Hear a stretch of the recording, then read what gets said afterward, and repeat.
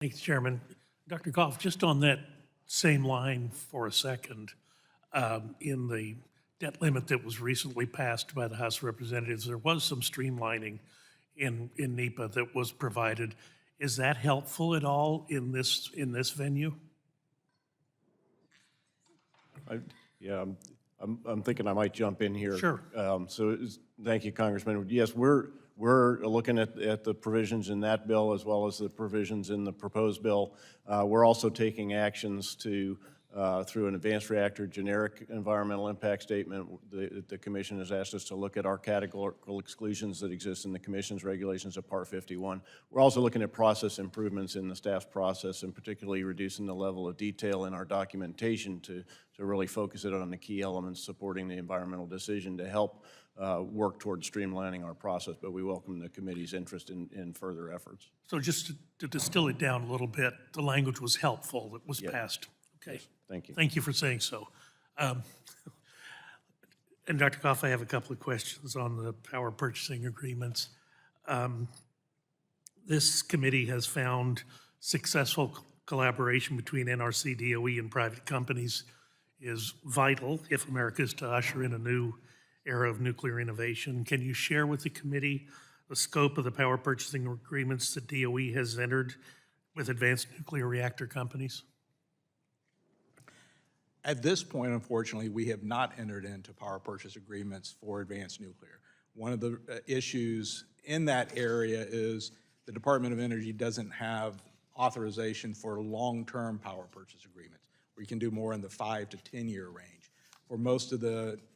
For a large investment like a nuclear power plant, they're looking at more power purchase agreements in the 20 to 30 years. So that's something we do not have that could be advantageous to help those first movers provide a surety of selling their power. And it's something that we would be interested in, especially as we're looking at using Department of Energy sites for some of the initial deployments of advanced reactors.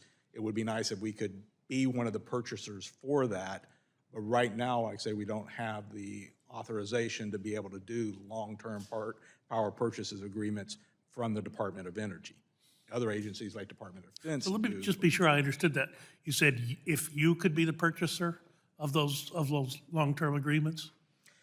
For the Department of Energy, yes. I thought that was what the question was. That right now we have not signed any because we're limited in only really about 5 to 10 year power purchase agreements. Most companies, if they're going to make that investment, they're looking at more of a 30-year power purchase agreement. We do not have that authority right now in the Department of Energy. I think one of the pieces of legislation would potentially extend that out. But that would be a beneficial. So that would be helpful. Yes, that would be helpful. Thank you.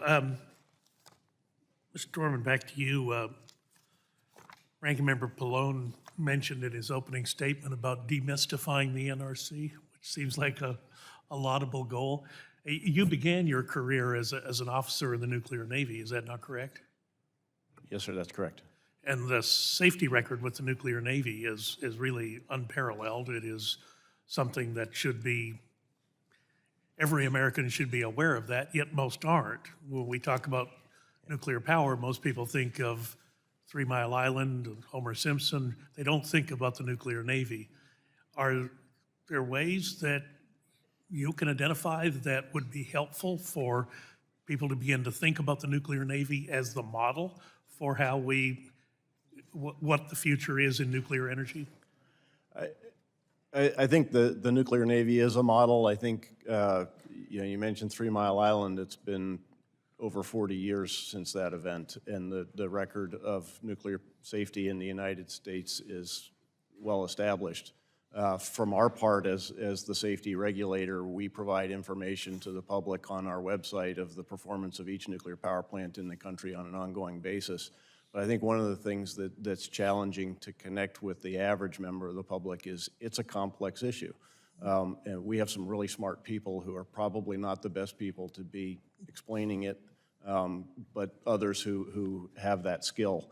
So I think as we engage public stakeholders, we need to make sure we're putting the message out in as understandable a way as we can of the work that we do, in our licensing and oversight processes to ensure the safety and what we're seeing as the safe operation of the facilities. Thank you, Mr. Chairman. I'll yield back.